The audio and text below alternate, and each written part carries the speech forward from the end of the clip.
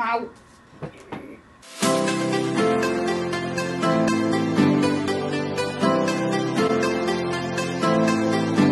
Hi everybody, I am Mantei, and I am almost 16 years old, and I'm a sophomore in high school, and I do track, cross country, show choir, piano, theater, and student council. And I was diagnosed with Tourette syndrome when I was 4. And you can't really tell now that I have Tourette syndrome because I don't have very many obvious tics. But when I was littler and when I was first diagnosed, it was very obvious. Like, I made lots of little noises and did little like twitches and stuff. And I remember one tic in particular was when I was answering a yes or no question, I had to answer the opposite. You clawed me. Where are you going?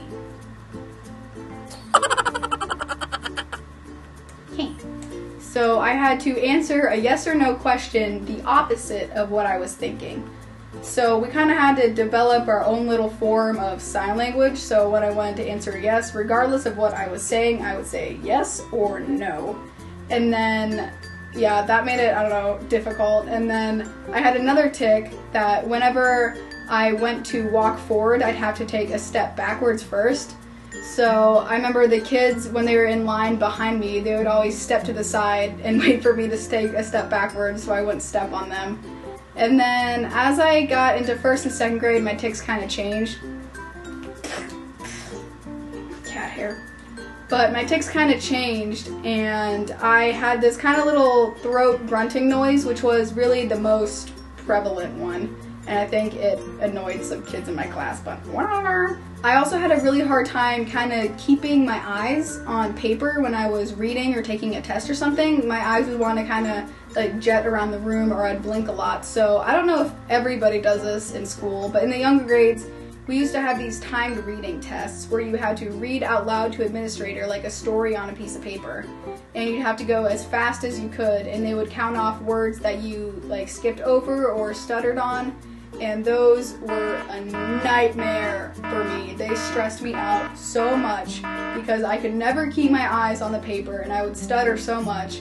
And even though I could read fine, I just couldn't read out loud for them.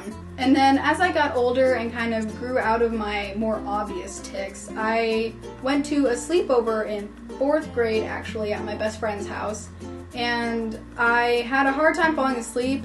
And I had my first anxiety attack because I was freaking out that I was the only one awake for hours and I couldn't fall asleep, and I didn't like that, and it scared me a lot for some reason. So that kind of kick-started a series of really bad anxiety attacks pretty much every night for 3 years. And I didn't have another sleepover after that at my house or someone else's house.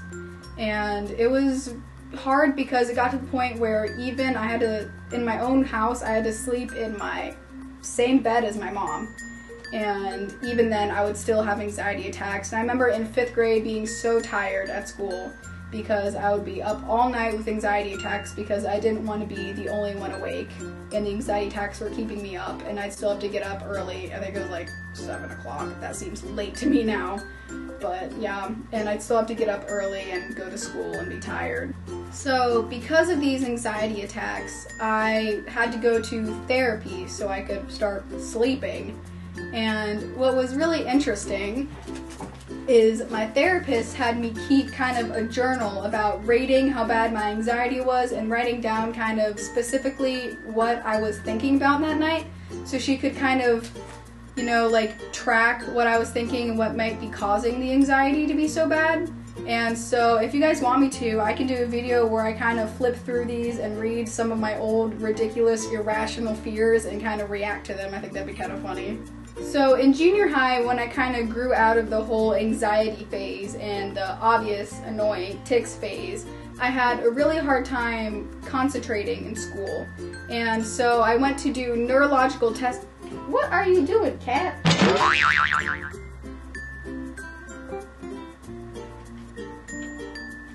So I went to do neurological testing, and it was about 5 hours of kind of like brain games, stuff with like patterns and shapes. and they made the conclusion that I wasn't any less intelligent than any of the other kids in my school. I just had a high level of anxiety and kind of extra activity in my brain, so I wasn't as efficient as them. And what was the hardest part, I think, was going back to school because my teachers had to sign a paper saying that, yes, I am her teacher, I don't know, something like that, for me to take the neurological testing. And after they had to sign that paper, I had a few of them treat me like a completely different student, even though I was still getting the same grades as before the neurological testing, and even the test showed that I was still just as smart as everyone else. They kind of put this like brand on me and treated me almost like I was disabled, which was hard and that I needed extra help when I really didn't. And now in high school I have a different set of teachers, so it's really nice, and I have an easier time focusing in school, and I think that's because I stay so busy outside of school that it really helps me kind of use up that extra activity in my brain, so I'm not as like when I'm in school. And then I really kind of only have one tic now, and I just kind of like clench up my chest, which, I don't know, people might think I'm just weird. They probably don't even realize it's a tic. So thank you guys for watching, and I hope that either you learned something new about people with Tourette's, or maybe you can relate to me. So if you guys have any questions, leave them in the comments, or if you want to talk about your story, or maybe your experience with someone with Tourette syndrome, then definitely leave them in the comments, and if we get enough, I can do a video kind of reading and responding to them. Why? So thanks you guys for watching. I will be uploading on Mondays, and it might be every week Monday or every other week. It kind of depends on how busy I get.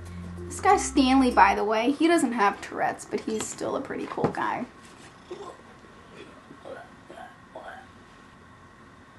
Bye!